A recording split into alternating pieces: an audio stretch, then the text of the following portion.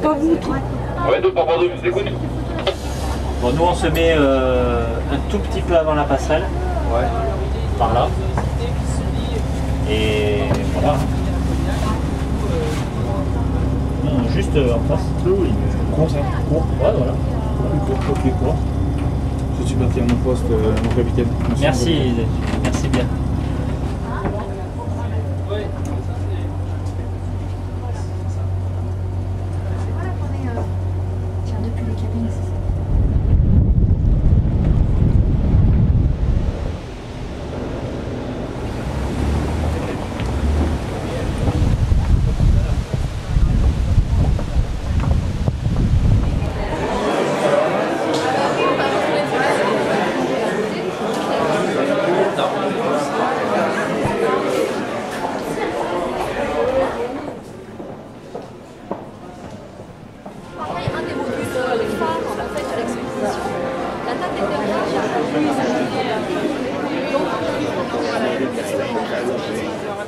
Je savais que j'étais né pour tourner des globes. Ah ouais, ouais. C'est moi.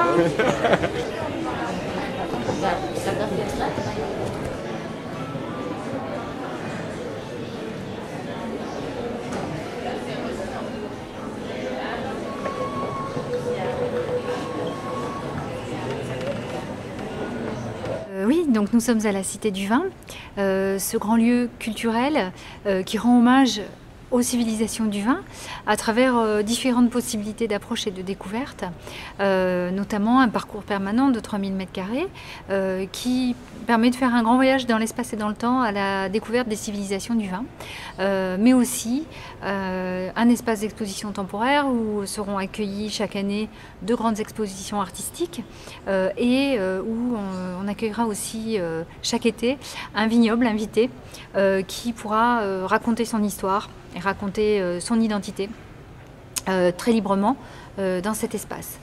Nous souhaitions aussi que le public puisse venir et revenir et que ce soit vraiment un lieu de vie. L'auditorium Thomas Jefferson va nous permettre d'accueillir des conférences, des tables rondes, des débats, mais aussi des moments plus artistiques autour du cinéma, autour de spectacles, de la musique par exemple, de théâtre, toujours pour évoquer le vin à travers des auteurs, à travers des cinéastes, etc. Et puis enfin, un lieu de partage et d'expérience pour les visiteurs que sont les ateliers œnoculturels qui vont être mis en place dès le mois de juillet. C'est un bâtiment très particulier dans sa forme. Il a été donc pensé par le cabinet d'architecture XTU, Anouk Legendre et Nicolas Demazière. Ils souhaitaient tous les deux un édifice qui soit marquant et qui soit aussi très en phase avec la nature, l'environnement, et donc qui réponde à la courbe du fleuve, qui soit mouvant et qui évoque aussi par sa forme le mouvement du vin dans le verre. Donc c'était vraiment des formes très organiques et le revêtement, toute cette robe scintillante de verre et de métal qui habille ce bâtiment reflète la lumière, reflète les reflets de la Garonne. Voilà, c'est un bâtiment tout à fait exceptionnel. Il a d'ailleurs fallu pour le construire des performances techniques et notamment pour poser et fabriquer les 574 arches de bois qui font l'ossature de cet édifice, et puis les milliers d'écailles de verre et de métal qui ont été posées par des alpinistes du bâtiment sur plusieurs mois et dans le froid parfois, puisque ça s'est fini au mois de janvier. Donc c'était vraiment une véritable aventure. Les architectes ont effectivement été très soucieux, tout comme la ville d'ailleurs, que ce soit un bâtiment écologiquement responsable. Et beaucoup de choses ont été mises en œuvre pour favoriser un rafraîchissement naturel, notamment le jardin avec la noue, qui est un milieu humide qui doit amener de la fraîcheur. Cet air circule entre la robe du bâtiment et sa façade, et il est effectivement soucieux de manière générale d'écologie dans son fonctionnement.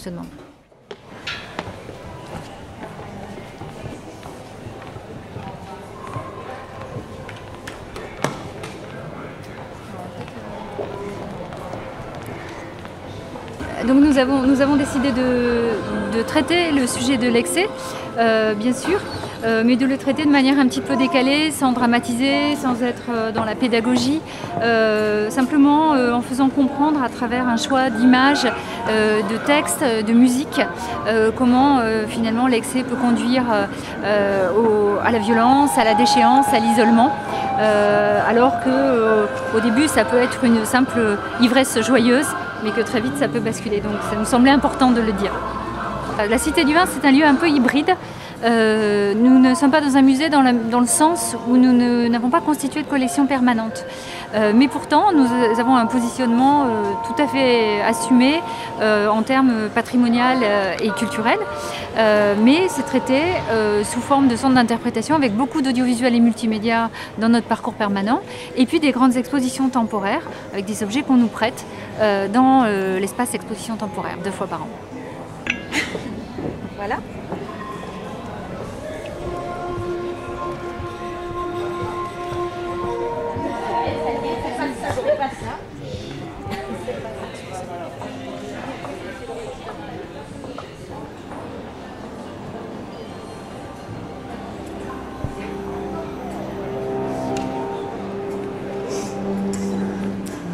Alors voilà, ici on est dans l'antre de Bacchus et Vénus et on explique, enfin pas on explique, on montre, on fait ressentir le lien entre le vin, la séduction, le plaisir, l'amour. Tout ça avec une sélection d'œuvres. Donc le visiteur s'allonge sur ce canapé et peut se laisser aller à observer toutes ces images et avec un choix aussi de textes et d'extraits littéraires et de musique.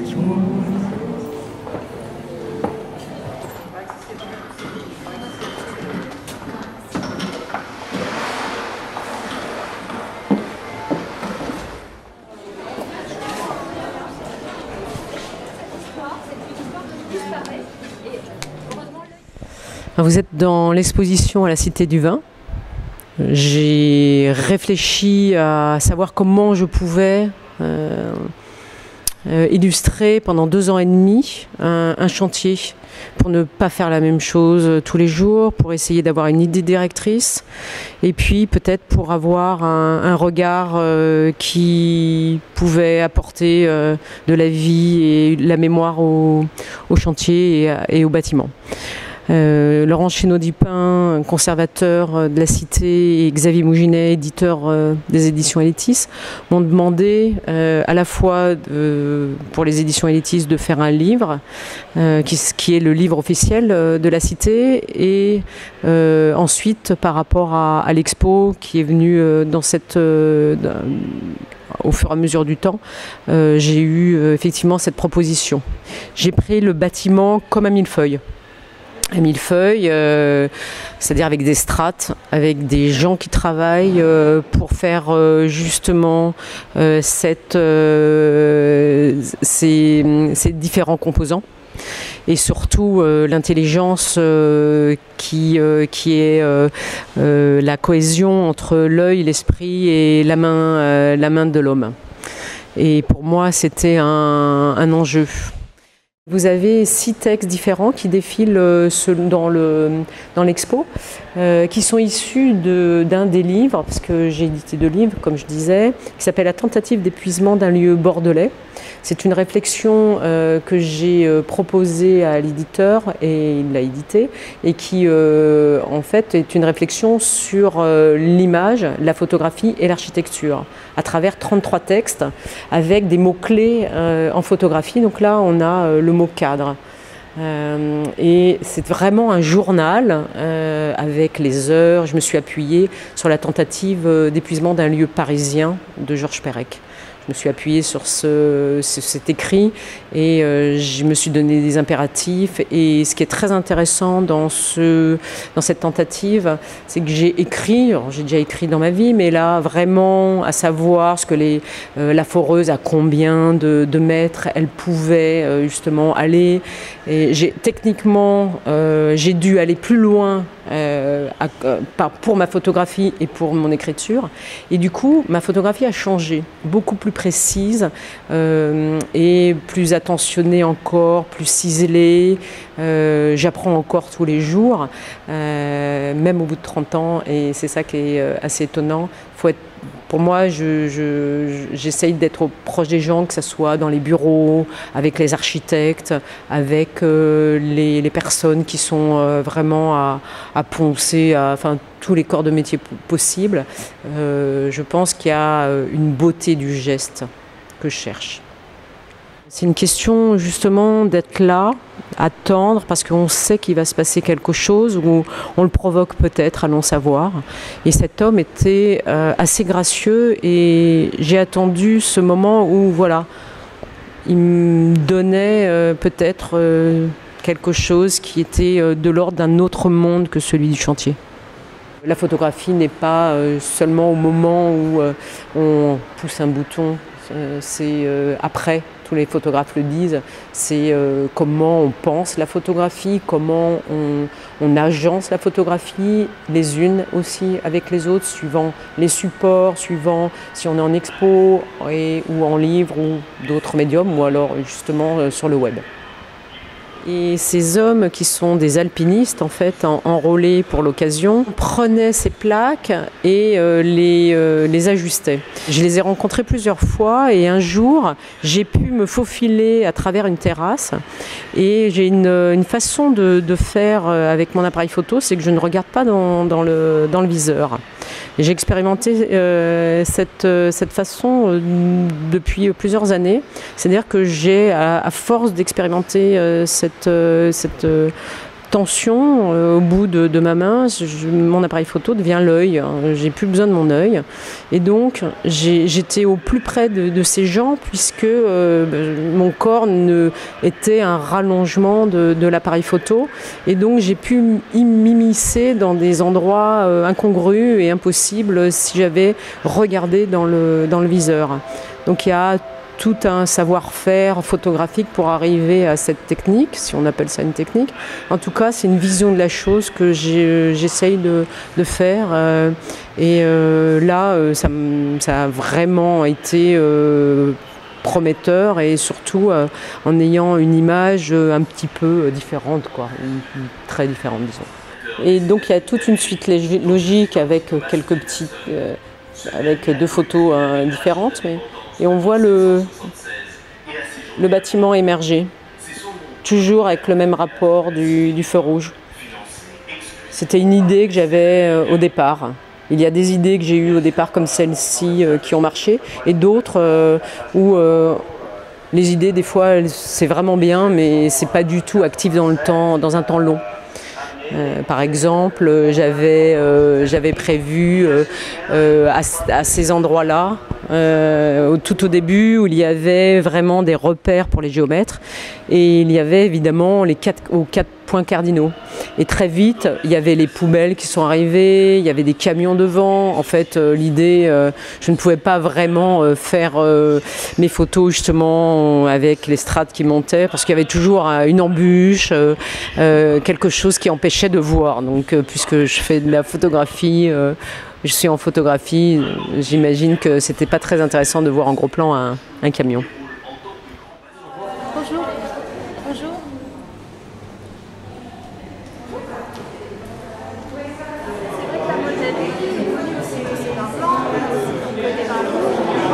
On a une vingtaine, un peu de 20 vins à la dégustation.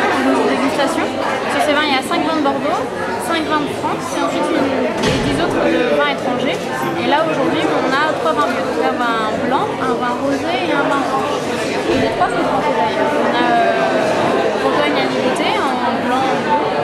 En rosé, on a le Côte de Provence, et en rouge, on a les Cahors, en fait.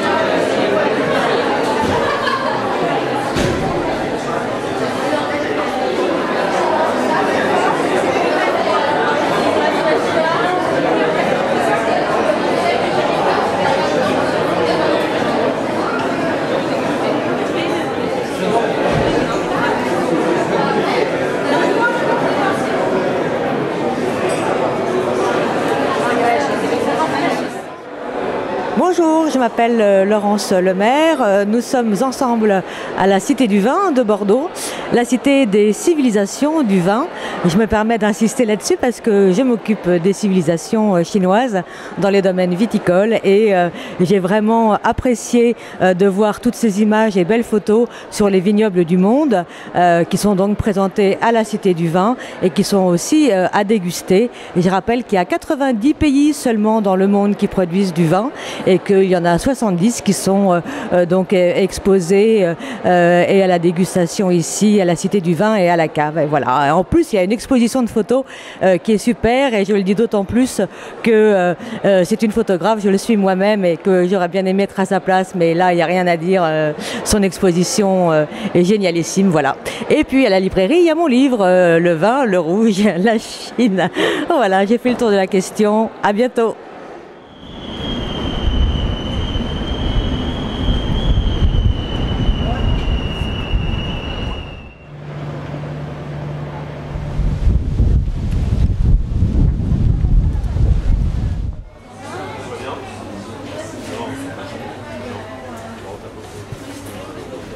Alors nous sommes donc à la cave de la Cité des Vins après son premier jour d'inauguration, donc ça s'est plutôt bien passé, on est très content de ce qui est arrivé. Donc pour rappeler le principe de cette cave à vin, c'est une cave à vin qui représente près de 700 références de vins étrangers, avec près de 70 pays représentés, donc ça fait la particularité d'être le plus grand nombre de références de vins étrangers représentés, avec surtout ces grands murs extérieurs, tous les vins étrangers, classés par continent, par ordre alphabétique. On part de l'Afrique et on arrive à l'Océanie jusque là-bas. Et en intérieur, dans ce meuble intérieur, tous les vins français. Un côté Bordeaux, un côté Côte-du-Rhône et un petit côté Bourgogne avec les fameux vins iconiques après en vitrine pour les expositions. Alors pour la petite anecdote, la première bouteille que nous avons vendue, c'est le Clos des Marguerites, c'est un Sauvignon blanc de Nouvelle-Zélande. Et pour la petite histoire, il se trouve qu'on a vendu cette première bouteille à la personne qui a cassé aussi la première bouteille. Une bouteille de Sud-Africain à l'entrée, il est passé avec sa sacoche, il a fait tomber la bouteille. Donc pour se faire pardonner probablement, et peut-être aussi pour avoir envie de découvrir un nouveau pays, il est parti en Nouvelle-Zélande. Donc voilà, pour la petite histoire, c'est ça qui est intéressant. Est-ce que vous avez des bouteilles à nous conseiller? Des bouteilles à vous conseiller. Alors on a une certaine gamme de vins bio par exemple très intéressants. On peut parler par exemple d'un vigneron qu'on aime beaucoup, Maison Blanche. C'est un Montagne Saint-Émilion. Un monsieur qui travaille très très bien. On est donc sur un vin bio. Et ce sont le genre de vin qu'on affectionne, des petits vignerons indépendants avec des découvertes. Et on peut partir aussi sur des vins étrangers par exemple. Des choses très sympathiques. Comme par exemple juste ici. Je trouve que c'est un bon vin de saison en ce moment, c'est Becking, c'est un vin autrichien. On est sur un vin vraiment sur le fruit, c'est une super découverte hein, avec ces jours d'été qui arrivent. Si on veut continuer à boire du vin rouge, on part probablement sur cette gamme-là parce que c'est un vin un vin de copain, un vin à partager tout simplement. Il y a tout un aspect culturel qui permet de voyager de pays en pays. Tout à fait, nous vraiment le but ici, et je pense que c'est le but commun de toute la cité, c'est de démocratiser le vin, c'est accessible à tout le monde, c'est la curiosité avant tout, et nous notre passion à nous c'est de faire partager et de faire découvrir le monde du vin aux gens en sachant que déguster le vin c'est permis à tout le monde tout simplement et c'est juste une question de goût, on n'aime pas, on essaye d'en parler, c'est difficile de mettre des mots dessus mais il suffit d'essayer, de commencer et puis c'est parti tout simplement. À consommer avec modération. À consommer avec modération bien évidemment, on déguste le vin, donc voilà. Une autre petite découverte aussi très intéressante, c'est ce vin d'Éthiopien. On est certain d'être les premiers en Europe à pouvoir le distribuer. On attend de finaliser. À l'heure actuelle, on a juste récupéré 3 bouteilles in extremis avant l'ouverture et on attend la finalisation des derniers dossiers vraiment pour pouvoir proposer ce vin-là. Et il nous tarde de le faire déguster, de le faire découvrir aux gens, tout simplement. Un vin d'Éthiopie, on n'y croirait pas. Alors une autre petite particularité, un vin de Monaco. Alors pour l'histoire, il n'y a eu que 150 bouteilles de fête et c'est un vin de rond-point. Ils ont créé des vignes éphémères sur le rond-point de Monaco. Ils ont fait une seule cuvée pour les 150 ans. C'est une bouteille qui a tout simplement pas de prix et qui n'est pas à vendre. Mais on la montre, elle nous a été gracieusement offerte par la principauté de Monaco.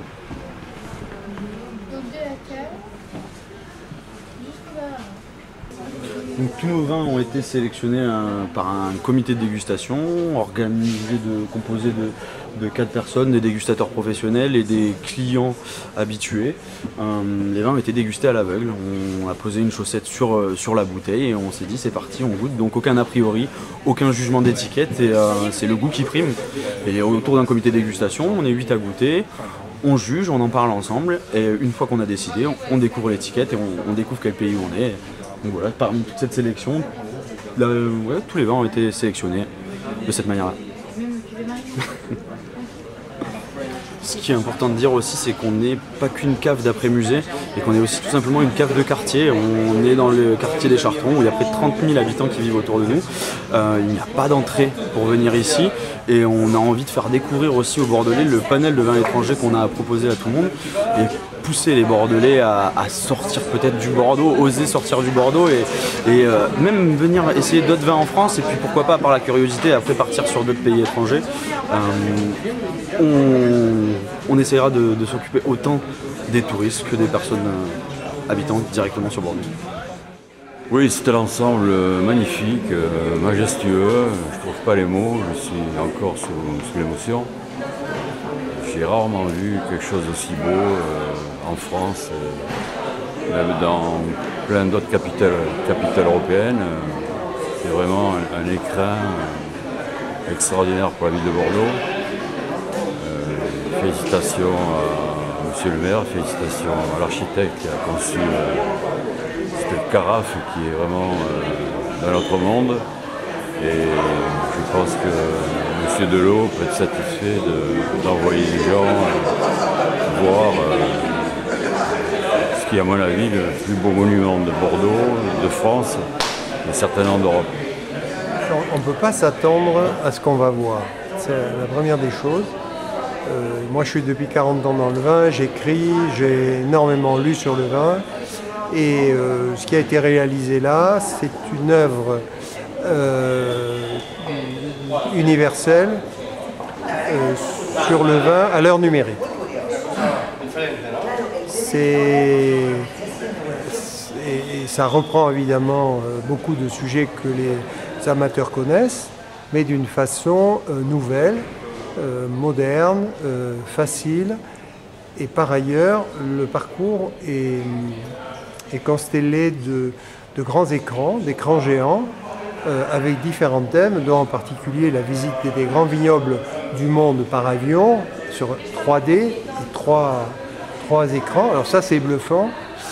Ensuite on y trouvera aussi une scène de théâtre avec Arditi et qui est assez étonnante, c'est le banquet des hommes illustres, ça c'est beau, c'est vraiment passionnant. Ce qui est original aussi, c'est la table des terroirs. La table des terroirs, où vous mettez la main sur un producteur de France, d'Italie, etc. et tout ça, et il va vous parler de son terroir, en anglais pour l'instant, et ça deviendra prochainement aussi en plusieurs langues. Et pour finir, alors il y a quelques petits soucis de signalisation que j'ai indiqués. Et pour finir, on tombe sur l'Attitude Vin, qui est une cave qui regroupe 800 références, dont 600 du monde et 200 françaises, et qui est excessivement belle et qui est vraiment une réussite complète. Voilà, mais vraiment, moi je sors, je suis enthousiaste et j'espère que beaucoup de monde va découvrir cette cité du vin.